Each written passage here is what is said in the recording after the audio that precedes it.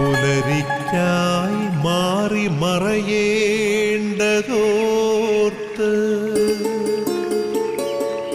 ചന്ദ്രനക്ഷത്രാദികൾ വിതുമ്പുമ്പോൾ മാറ്റമില്ലാതെങ്ങും വിരാജിക്കും ദൈവമേ, അങ്ങയെ വാഴ്ത്തുന്നു ഞങ്ങൾ. ഉദിച്ചെങ്ങും പ്രഭതൂകും പാരിലെ സൂര്യരശ്മിയേക്കാൾ പ്രശോഭിച്ചെന്നും പ്രസാദമേകുന്ന ദൈവമേ, അങ്ങേ മഹിമാവെത്ര മനോജ്ഞം.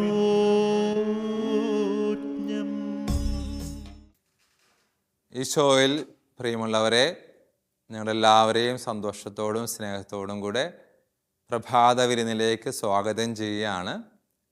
എല്ലാവർക്കും നല്ല ഒരു ദിവസം ആശംസിക്കുന്നു.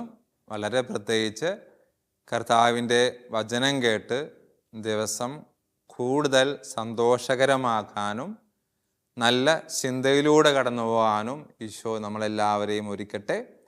പ്രത്യേകമായിട്ട് പ്രഭാതവിരുന്നിൻ്റെ സ്വർഗീയ മധ്യസ്ഥയായ പരിശുദ്ധ അമ്മയുടെ മാധ്യസ്ഥം, അമ്മ എങ്ങനെയാണോ വചനത്തെ സ്വീകരിച്ചത് അതേപോലെ ഞങ്ങൾക്കും വചനത്തെ സ്വീകരിക്കാനുള്ള കൃപ നൽകണമേ എന്ന് പ്രത്യേകമായിട്ട് നമുക്ക് ഒരുങ്ങി പ്രാർത്ഥിക്കാം. അമ്മയുടെ മാധ്യസ്ഥം യാചിച്ചുകൊണ്ട് നമുക്ക് ഒന്ന് ചേർന്ന് ഏറ്റുചൊല്ലാം. നന്മ നിറഞ്ഞ മറിയമേ സ്വസ്തി, കർത്താവ് അങ്ങയോടുകൂടെ സ്ത്രീകളിൽ അങ്ങ് അനുഗ്രഹിക്കപ്പെട്ടവളാവുന്നു. അങ്ങയുടെ ഉദരത്തിൻ ഫലമായി ഈശോ അനുഗ്രഹിക്കപ്പെട്ടവനാവുന്നു. പരിശുദ്ധ മറിയമേ തമ്പുരാൻ്റെ അമ്മേ, പാപികളായ ഞങ്ങൾക്ക് വേണ്ടി ഇപ്പോഴും ഞങ്ങളുടെ മരണസമയത്തും തമ്പുരാനോട് അപേക്ഷിച്ചു കൊള്ളണമേ. ആമേൻ. പ്രിയമുള്ളവരെ, നമ്മൾ വചനം കേൾക്കുന്നതിന് മുമ്പായിട്ട് പരിശുദ്ധാത്മാവിൻ്റെ വലിയൊരു കൃപ, വചനം കൂടുതൽ ആഴത്തിൽ അറിയാനായിട്ട് നമ്മളെല്ലാവരെയും ഒരുക്കട്ടെ, സഹായിക്കട്ടെ.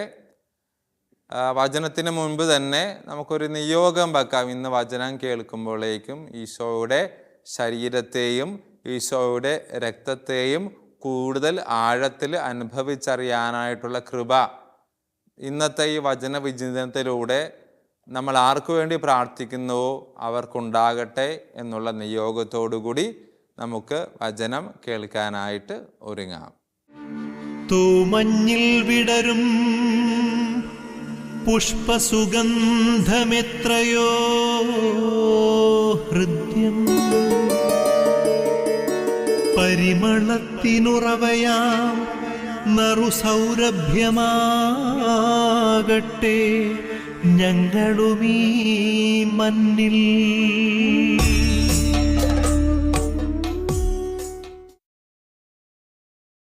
ഈശോയിൽ പ്രിയമുള്ളവരെ, നമ്മൾ ഇന്ന് 2 വചനങ്ങളാണ് തിരഞ്ഞെടുത്തിട്ടുള്ളത്. ഒന്നാമത്തേത് മത്തായിയുടെ സുവിശേഷം 26-ാം അധ്യായത്തിൻ്റെ 26 മുതൽ 28 വരെയുള്ള വാക്യങ്ങൾ. ആദ്യമേ ഈ വചനം വായിച്ചിട്ട് രണ്ടാമത്തെ വചനത്തിലേക്ക് പോകാം. അവർ ഭക്ഷിച്ചുകൊണ്ടിരിക്കുമ്പോൾ യേശു അപ്പമെടുത്ത് ആശീർവദിച്ച് മുറിച്ച് ശിഷ്യന്മാർക്ക് കൊടുത്തുകൊണ്ട് അരുളി ചെയ്തു, വാങ്ങി ഭക്ഷിക്കുവിൻ, ഇത് എൻ്റെ ശരീരമാണ്. അനന്തരം പാനപാത്രമെടുത്ത് കൃതജ്ഞതാ സ്തോത്രം ചെയ്ത് അവർക്ക് കൊടുത്തുകൊണ്ട് പറഞ്ഞു, നിങ്ങളെല്ലാവരും ഇതിൽ നിന്ന് പാനം ചെയ്യുവിൻ. ഇത് പാപമോചനത്തിനായി അനേകർക്ക് വേണ്ടി ചിന്തപ്പെടുന്നതും ഉടമ്പടിയുടേതുമായ എൻ്റെ രക്തമാണ്. ഇതാണ് ഒന്നാമത്തെ വചനം. രണ്ടാമത്തെ വചനം യോഹന്നാൻ്റെ സുവിശേഷം 13-ാം അധ്യായത്തിൻ്റെ 14-ാം വാക്യമാണ്. ആ വചനം ഇങ്ങനെയാണ്: നിങ്ങളുടെ കർത്താവും ഗുരുവുമായ ഞാൻ നിങ്ങളുടെ പാദങ്ങൾ കഴുകിയെങ്കിൽ നിങ്ങളും പരസ്പരം പാദങ്ങൾ കഴുകണം. പ്രിയമുള്ള, 2 വചനങ്ങൾ ഒരു വിചിന്തനത്തിന് വേണ്ടി എടുത്തതാണ്. അതായത്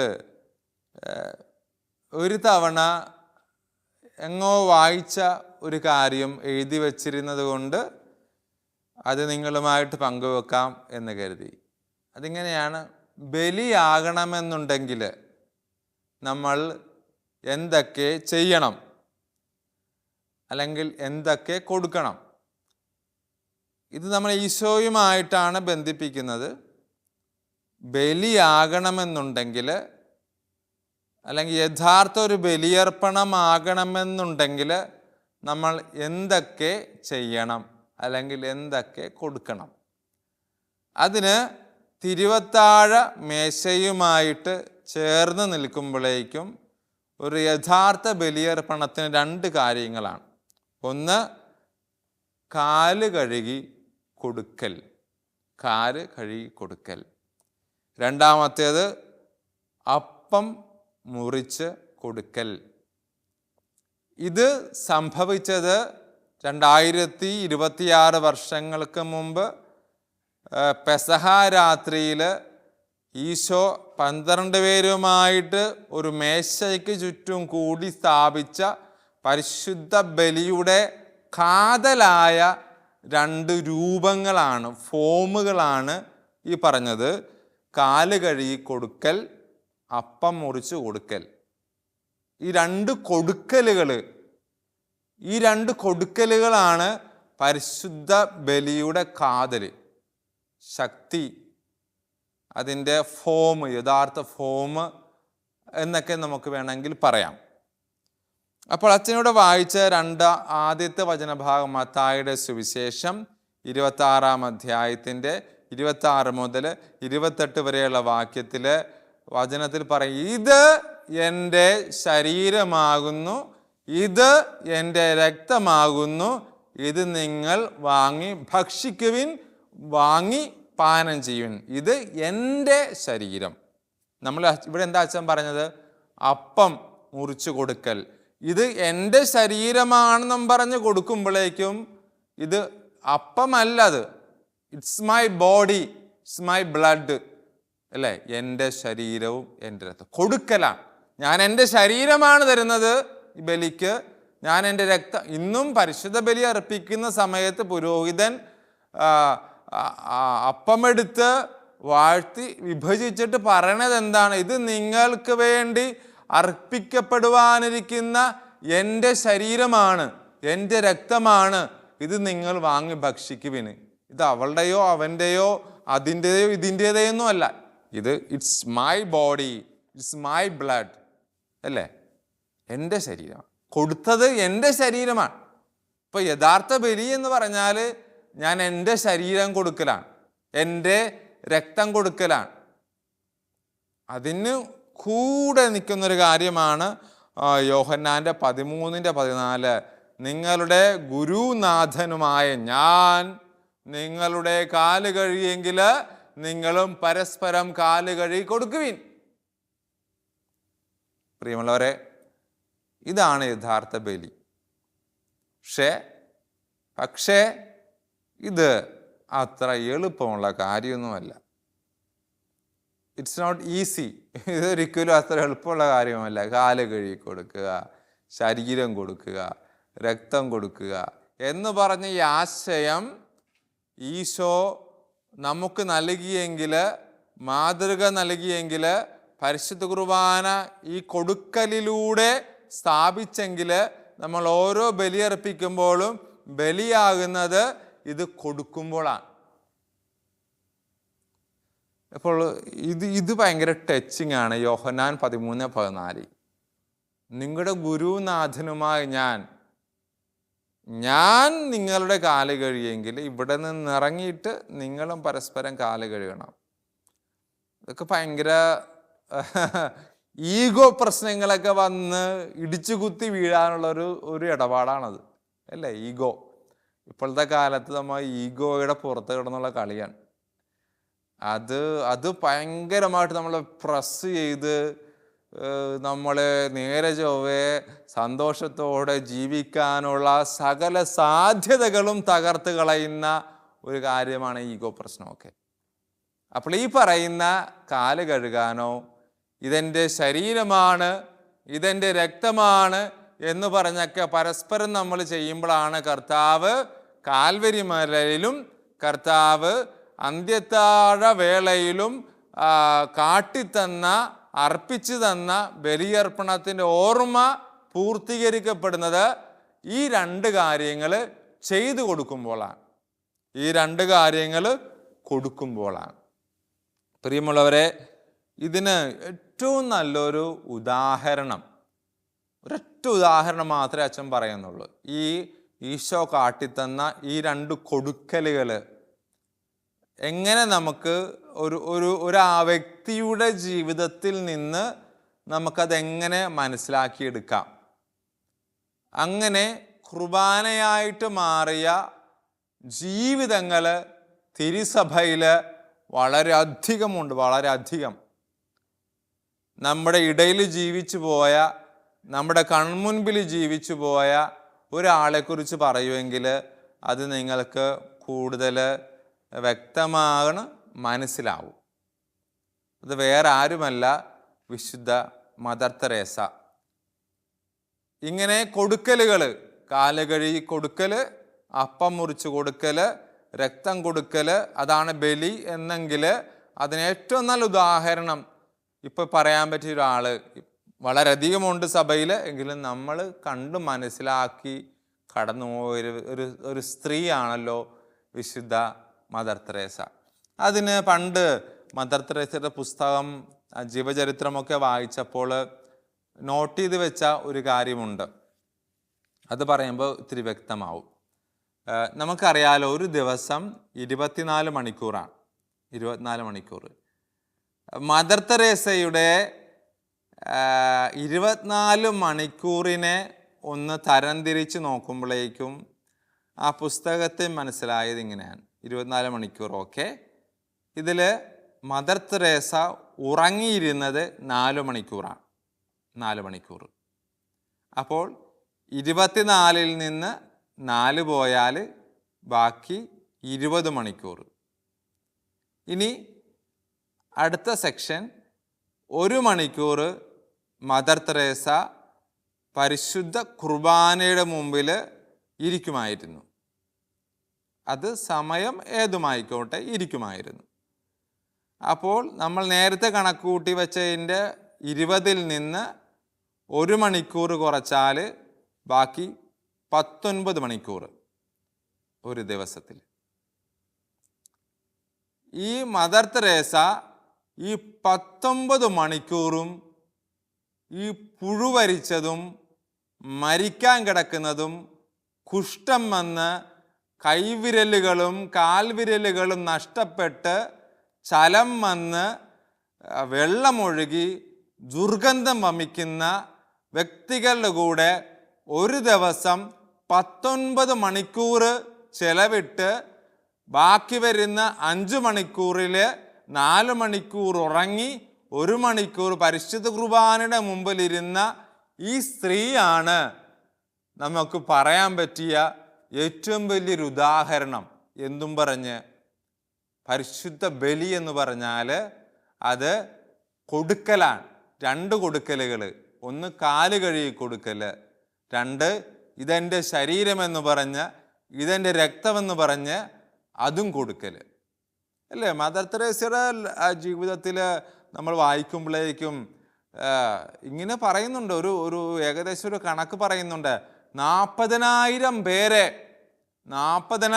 പേരെ തൻ്റെ ഭവനത്തിൽ കൊണ്ടുവന്നതിൽ 30,000 പേരെ ചിരിച്ചുകൊണ്ട് സന്തോഷത്തോടുകൂടെ മരണത്തെ സ്വീകരിക്കാനായിട്ട് ഈ സ്ത്രീക്ക് ഒരുക്കാൻ പറ്റിയിട്ടുണ്ടെങ്കിൽ ഇവരല്ലേ യഥാർത്ഥ ക്രിസ്തു? അല്ലേ, ഇവരല്ലേ യഥാർത്ഥ ക്രിസ്തു? മദർ തെരേസയൊക്കെ ജീവചരിത്രമൊക്കെ കാണും, ചില വീഡിയോസൊക്കെ കാണുമ്പോൾ നമ്മൾ കണ്ടിട്ടില്ലേ?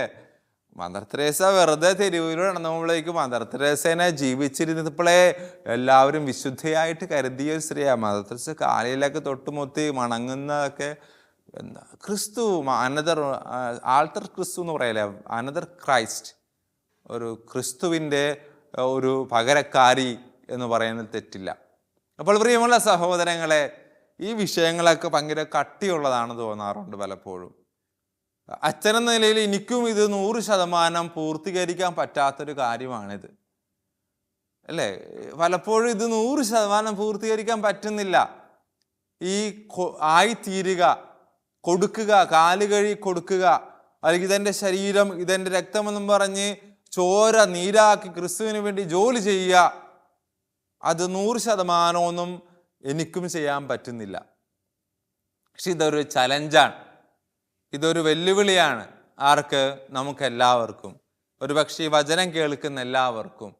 ക്രിസ്തു നമ്മുടെ മുമ്പിൽ ഈ കൊടുക്കുന്നവനായിട്ട് നിൽക്കുമ്പോൾ, പരിശുദ്ധ അമ്മയിലൂടെ നമ്മളത് മനസ്സിലാക്കുമ്പോൾ, വിശുദ്ധ മദർ തെരേസയിലൂടെ ജീവിക്കുന്ന സാക്ഷ്യമായിട്ട് ഈ കാലയളവിൽ നമ്മളുടെ കടന്നുപോയ ഒരു സ്ത്രീ കഥാപാത്രം എന്ന നിലയിൽ, പ്രിയമുള്ളവരെ, നമുക്ക് ക്രിസ്തുവിന് വേണ്ടി ഈ 2 കൊടുക്കലുകൾ ചെയ്യാൻ പറ്റുന്നുണ്ടെങ്കിൽ നമ്മളും ക്രിസ്തുവായിട്ട് മാറും.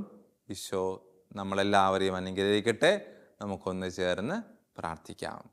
ആബാ പിതാവേ, സ്നേഹാഗ്നിയാൽ ജ്വലിക്കട്ടെ മക്കളാ ഞങ്ങളെല്ലാം.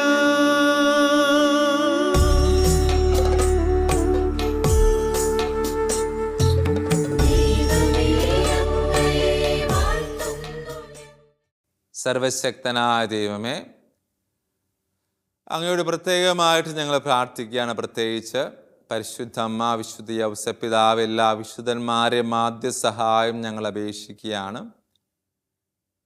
കൂടുതൽ ഈശോയായിട്ട് ജീവിക്കാൻ ഞങ്ങൾക്ക് കൃപ അങ്ങ് ഒരുക്കണമേ. എന്ന് പറഞ്ഞാൽ 2 കൊടുക്കലുകൾ, കാല് കഴുകി കൊടുക്കൽ, അപ്പവും ശരീരവും രക്തവും കൊടുക്കൽ, ഇത് ഞങ്ങളുടെ ജീവിതത്തിൽ, ഞങ്ങളുടെ കുടുംബത്തിലെങ്കിലും പരസ്പരം കൊടുക്കാനായിട്ട് ഈശോയെ അങ്ങ് ഞങ്ങളെ പ്രത്യേകമായിട്ട് ഈ ദിവസം ധ്യാനിക്കുമ്പോൾ, ചിന്തിക്കുമ്പോൾ ഞങ്ങൾ ഒരുക്കണമേ.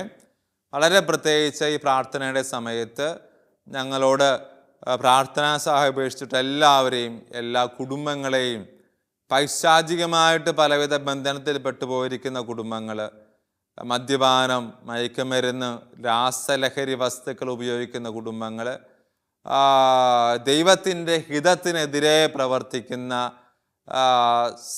ലോകത്തിൻ്റെ സുഖലോലുപതയിലൂടെ കടന്നു പോകുന്ന യുവാക്കൾ, യുവതികൾ, അവരെ എല്ലാവരും ഞാൻ പ്രത്യേകമായിട്ട് സമർപ്പിക്കുകയാണ്. രോഗാവസ്ഥയിൽ കഴിയുന്നവർ, കടബാധിതയിൽ കഴിയുന്നവർ, ഒരു കുഞ്ഞിന് വേണ്ടി, ഒരു കുടുംബത്തിന് വേണ്ടി, ഒരു ദാമ്പത്യ ജീവിതത്തിന് വേണ്ടി, പലവിധ രോഗങ്ങൾ, ഡയാലിസിസ് ഒക്കെ ചെയ്യുന്നവർ, ക്യാൻസർ പേഷ്യൻറ്റുകൾ, അങ്ങനെ എല്ലാവരെയും ഞങ്ങൾ ഈശോയുടെ തിരുവൽത്താരയിൽ സമർപ്പിച്ച് പ്രാർത്ഥിക്കുക. കർത്താവേ, ഞങ്ങളുടെ വലിയ കൃപ ഇവർക്കെല്ലാവർക്കും നൽകുമാറാട്ടെ. ഹല്ലേലൂയ, ഹല്ലേലൂയ, ഹല്ലേലൂയ, ഹല്ലേലൂയ.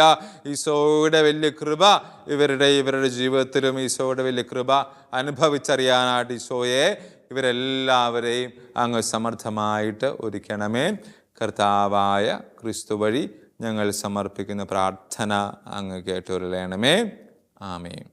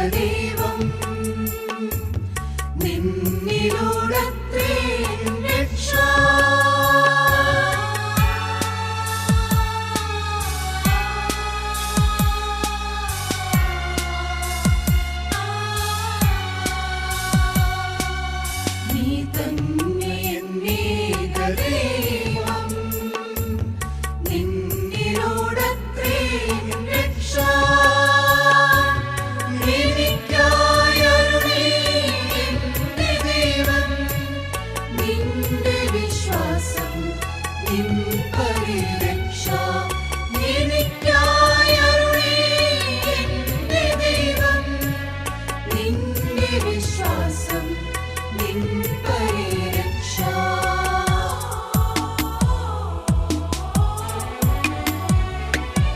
ഞാനാണു ദൈവം, ഞാനാണു മാർഗം, നേർവഴി കാട്ടുവതും ഞാൻ മാത്രം.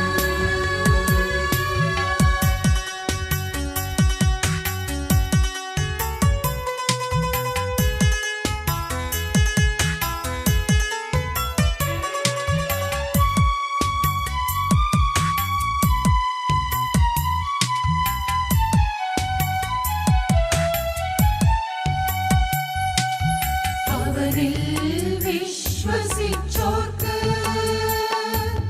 ജീവനുണ്ടായി സമൃദ്ധമാകാം.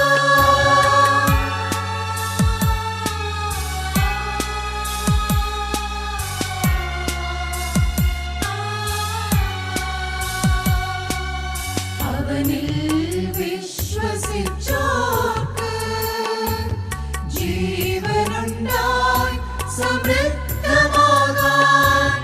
നിൻ വചനമാം സത്യസന്ദേശം നൽകിയ നാഥനിൽ വിശ്വസിപ്പൂ ഞാൻ. നിൻ വചനമാം സത്യസന്ദേശം നൽകിയ നാഥനിൽ വിശ്വസിപ്പൂ ഞാൻ.